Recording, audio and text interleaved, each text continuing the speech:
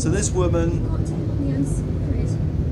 her child's missing. Just like in Fable 2, you can choose to listen to these things or just to skip them. We'll skip them for now. So she said that her daughter's been lost in the wild. I now can follow the breadcrumb trail. I can use my dog to scent this little girl down. And why don't we run off now to that next region and have a look at this. So, very unique story, really simplifying the mechanics, this unique touch system that's there. The idea that followers, now you gain followers from fighting, and you gain followers from quests, and you gain followers from relationships with people. That's all pretty unique. But there was one element of the game that we really felt needed changing, and that was this button. This is probably the button that's changed the most in Fable 3. It's the pause button. Now, in Fable 2, we pressed this pause button and a 2D list of things came up.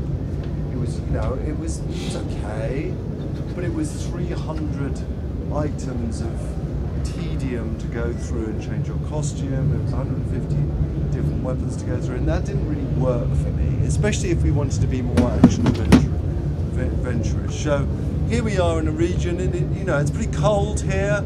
So let's go and press that pause button now. We press the pause button, and straight away immediately we go to a place called the Sanctuary. Now this Sanctuary, firstly you've got the map there, which we'll look at in a second. Secondly, you've got your butler. This is John Cleese from Monty Python. He has got hundreds of thousands of lines, all of them driven by AI. He's super reactive to what you're doing in the world. He's definitely going to make you laugh. And then we've got these different rooms, and if we just look, there's the armory there, which we'll look at in a second.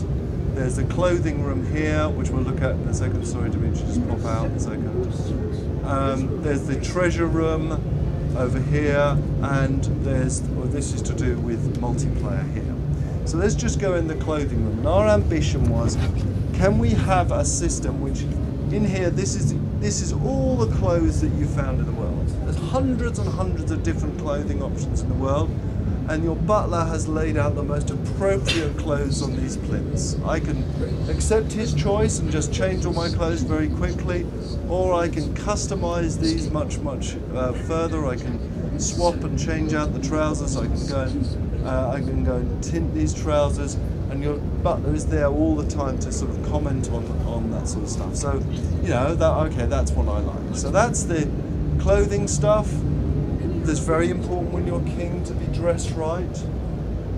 Now the armory, and again this armory is the place where all my weapons that I've discovered are laid out, and because weapons are craftable by you, because as you use a weapon, if I use this sword, this is the basic sword, it hasn't got anything special about it. The more I use it, the more it develops and evolves uniquely to my combat style. So we'll take that weapon. Do you have an example of a weapon that has been? Yeah, we'll look at one in a second. Exactly the same idea about a weapon developing applies to these things called gauntlets. Now gauntlets, the great thing about gauntlets, you've got two hands. So in one hand I can have fireball, and the other hand I can have vortex. Because these gauntlets will continue to morph and change uniquely depending on how I use them, I can have a level 1 fireball on this hand, a level 5 vortex on that hand. And then when I cast a spell, I'm actually mixing those two spells together. So that is really unique and leads to a whole world of possibilities. But again, it's very, very simple to use. You just walk up to it. And then lastly, it's guns. I've got rifles and guns, and again, these will develop and morph as I use and change them. The great thing about this is because we combine that uniqueness and morphing with your gamer score, you can trade those weapons online. I can sell them to other people. They can continue to change by other people, and then I can even buy them back. You can gift them to other co-op players. And then the last thing in here is the map. The map is very much, this is your kingdom. Now, if we have a look, this is Albion here. Across the sea is this place called Aurora, which we'll be looking at. We can look at in more detail. This is another whole continent to explore. In this map, I can pop into, this is where we were, yeah, this is the town where we were. I can buy any house, I can go down and teleport to any quest. This is actually still the living world of Brightmoor here. So that has changed a lot. What that means is that people who never changed their clothes, never changed their weapons, didn't really have an idea of what Albion is. Really, this is a big, big, big change to them, and very important when you become king. Anyway, let's go back. And let's go on. So I've got this basic sword, and if you just take the sword out, in fact, if you can create some hops, can you do that?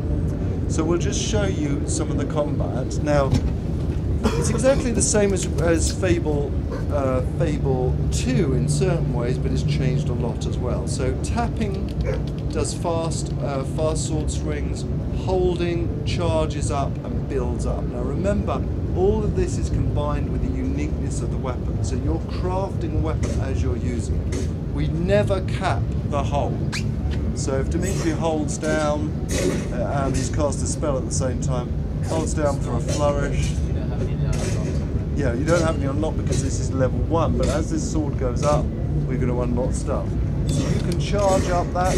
Same with the guns. I tap it and I fire a quick shot, I hold it and I aim and build up a higher shot. Exactly the same with the magic. I tap it for a fast spell or hold it for a build up and charge spell, and then use the direction to actually unleash it. It's a bit dark there. So the great thing about that is there's no reason I can't be holding down and charging up my sword and then shoot my gun. So you can combine these as to did you die? Oh, okay, sorry. Now I think you can level up the sword in the debug menu. You have chosen some hard guns. So we'll just show.